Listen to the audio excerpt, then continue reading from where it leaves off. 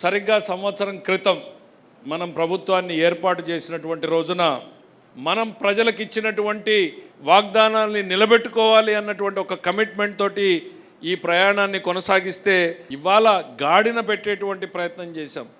ఒకవైపు ఈ కూటమి ప్రభుత్వం వల్లనే ఈ రాష్ట్రం గాడిన నిలబడింది అనేటువంటిది రాష్ట్ర ప్రజానీకానికి మనం వివరించాల్సినటువంటి అవసరం వచ్చింది. జగన్మోహన్ రెడ్డి గారు అధికారంలోకి వచ్చినటువంటి మొదటి సంవత్సరంలో ఆయన పెంచినటువంటి పెన్షన్ 250 రూపాయలు, మనం పెంచింది 1000 రూపాయలు.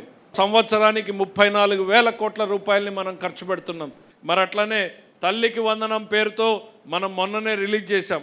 గత ప్రభుత్వం 42 లక్షల మందికి ఇస్తే మనం ఇవాళ 67 లక్షల మందికి ఇస్తున్నాం.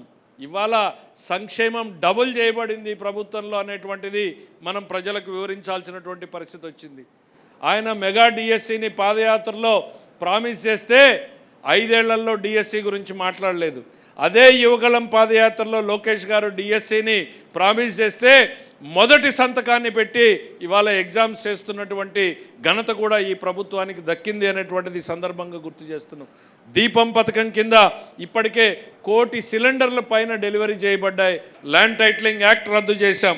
అధికారంలోకి రాగానే గుంతలు ఎక్కువ, రోడ్లు తక్కువ ఉన్నటువంటి పరిస్థితుల్ని చూసి రోడ్లని పూర్తిగా గుంతలు లేని రహదారులుగా మార్చుకునేటువంటి ప్రయత్నం చేశాం.